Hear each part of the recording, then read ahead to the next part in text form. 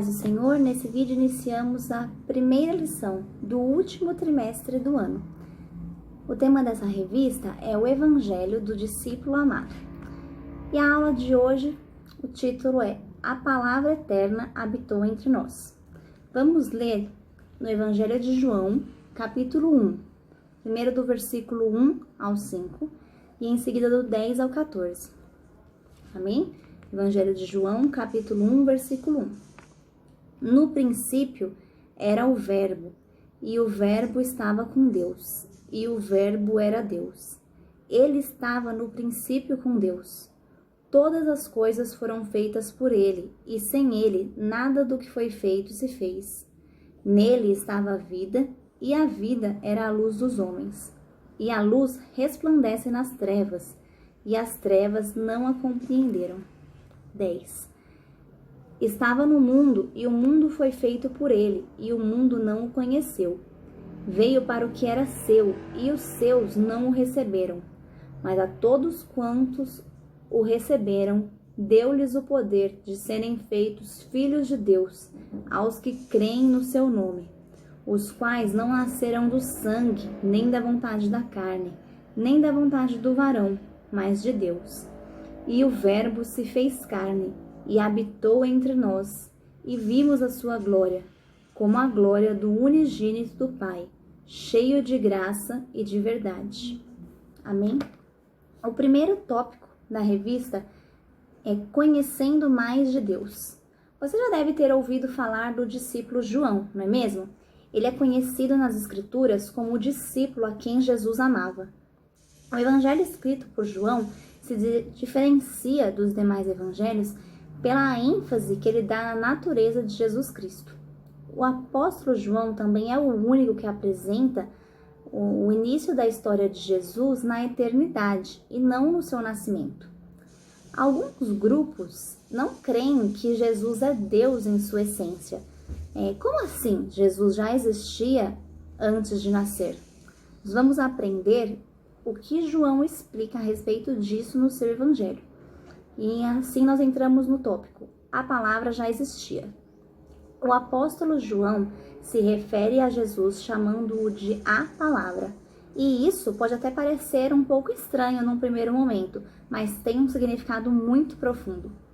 Assim como a palavra ou o discurso de um homem nos faz conhecer os seus pensamentos, Jesus é a palavra que fala da parte de Deus para nós e que também fala de Deus ao nosso favor. Em outros termos, assim como as palavras revelam o mais íntimo pensamento, Jesus manifestou a essência do Pai.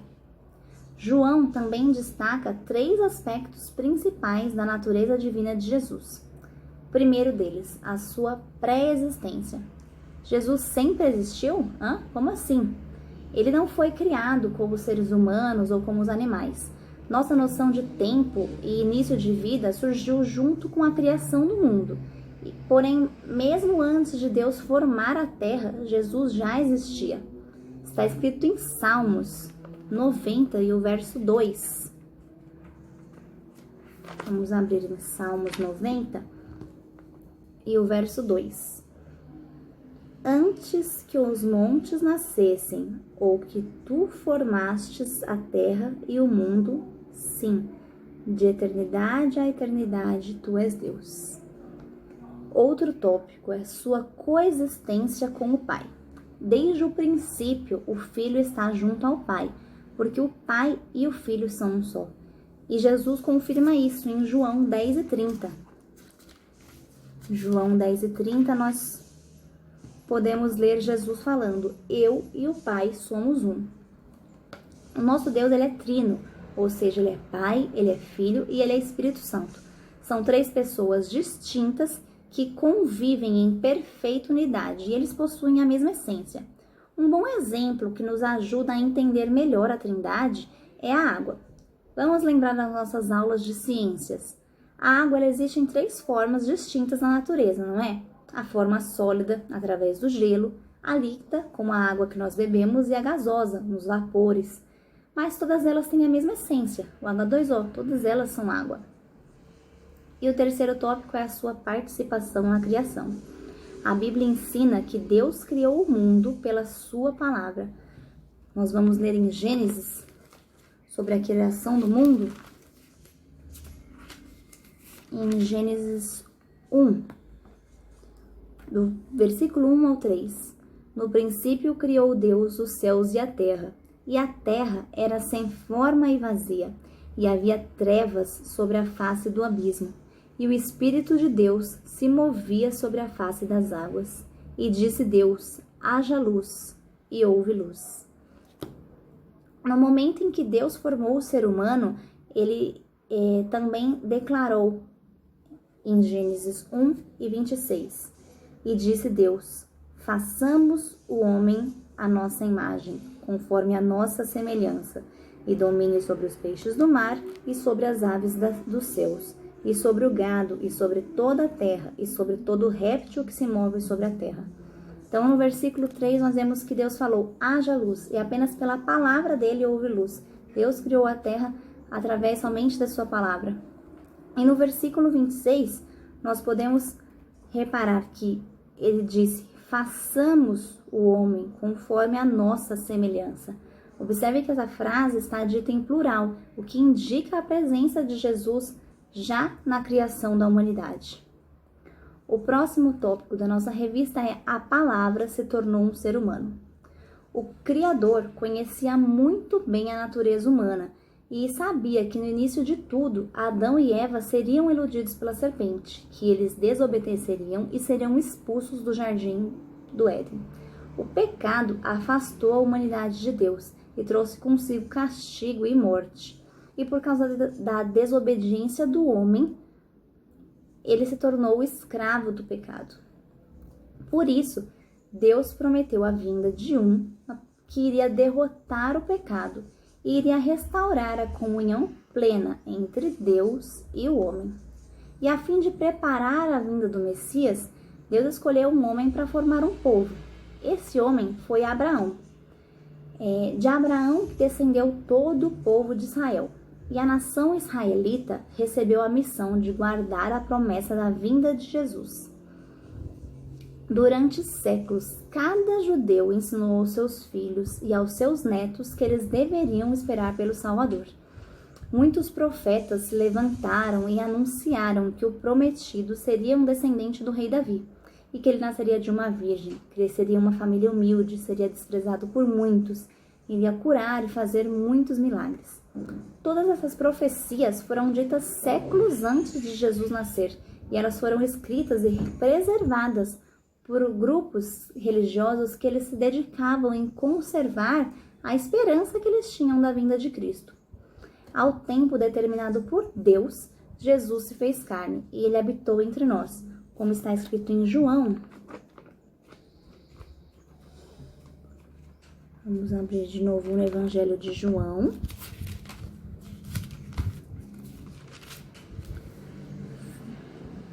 Versículo 1 e o 14, que nós já lemos no início. E o Verbo se fez carne e habitou entre nós, e vimos a sua glória, como a glória do unigênito do Pai, cheio de graça e de verdade. Deus elegeu José e Maria para participarem do seu plano de salvação para toda a humanidade. José e Maria foram os responsáveis por zelar pela vida do menino, até o tempo em que ele começaria o seu ministério. E assim aconteceu. Jesus veio ao mundo com um bebê e foi cuidado por José e Maria até a idade em que ele começou o seu ministério aqui na Terra. Vamos falar agora sobre alguns aspectos do nascimento de Jesus. O primeiro aspecto é a gestação. Jesus foi gerado em Maria, que era virgem, mas isso foi uma ação do Espírito Santo. A concepção de Jesus foi um marco na história da humanidade, porque ela fazia parte do plano de Deus desde o Éden. A vinda dele marcava o início do cumprimento do plano de redenção da humanidade. A vinda de Jesus era tão importante que a contagem do tempo é definida como antes e depois de Cristo. Até mesmo para aqueles que não acreditam, eles contam como antes e o tempo depois de Cristo. O outro tópico é a natureza divina. É preciso entender que Jesus não era metade Deus e metade homem. Ele é Deus e por um tempo ele assumiu a forma de homem. Ele deixou o seu trono na glória para nascer em uma estrebaria. E ele se submeteu a viver no nosso planeta, a sentir emoções, a sentir fome, frio, calor. Porém, mesmo sob uma forma humana, a sua essência era a mesma. Ele continuava sendo Deus. E o terceiro tópico: os que recebem a palavra tornam-se filhos de Deus. Para você, o que é ser filho de Deus?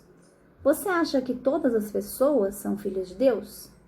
Como nós já sabemos, Deus é o Criador do universo. Ele criou a natureza, o ser humano, todos os animais, de modo que todos os seres são criaturas de Deus. Entretanto, há muita diferença entre ser uma criatura de Deus e ser um filho de Deus. Apenas os filhos possuem um relacionamento direto com Ele. Existem pais de todos os jeitos, não é mesmo? Todos os tipos de personalidade, e uma coisa é certa: nenhum pai ou nenhuma mãe são perfeitos. Por melhores que eles tentem ser, sempre vão cometer alguns erros. Mas não é assim com Deus. Nele nós temos um pai maravilhoso que ama, protege, corrige e, acima de tudo, perdoa seus filhos. Quando Jesus iniciou seu ministério e ele começou a pregar a mensagem do reino de Deus, ele convidava as pessoas a se arrependerem dos seus pecados, para assim se reaproximarem de Deus. Antes de Jesus, João Batista, que era seu primo e profeta, já anunciava a mesma mensagem. Ele dava testemunho de Jesus, afirmando: "Aí está o Cordeiro de Deus, que tira o pecado do mundo", em João 1:29. Através do ministério dele, o coração do povo foi preparado para conhecer e receber o Messias. E Jesus pregava o arrependimento e apresentava a Deus como o Criador Todo-Poderoso como Pai. Confirmava que ele veio dele, demonstrava o amor, a santidade e a justiça de Deus. Ele veio para tornar conhecida a vontade de Deus e também para cumpri-la. Foi ele quem ensinou as pessoas a orarem chamando Deus de Pai Nosso. Então, em Mateus 6:9, Jesus está dizendo: "Portanto, orareis assim: Pai nosso que estás no céu, santificado seja o vosso nome." Mas o que eu devo fazer para me tornar um filho de Deus? Você já ouviu falar em adoção? Nenhum ser humano pode ser filho biológico de Deus. Nós nos tornamos seus filhos através da adoção. E isso se dá por meio de Jesus. Somente mediante uma aliança com Jesus é que nós podemos receber o direito de nos tornar filhos de Deus. Como está escrito em Gálatas 4 e o versículo 4. "Mas, vindo a plenitude dos tempos, Deus enviou seu Filho, nascido de mulher, nascido sob a lei", o 5, "para remir os que estavam debaixo da lei, a fim de recebermos a adoção de filhos." Deus deseja nos adotar como filhos, mas para isso acontecer, precisamos primeiro crer nisso e nos entregar a Ele por completo. Nós nos tornamos filhos de Deus por meio da fé, no momento em que recebemos a Jesus como o Senhor, como Salvador vindo de Deus. E você, já recebeu Jesus como seu filho Salvador, como seu suficiente Salvador? Creia que somente através dele é que nós nos chegamos ao Pai. Amém.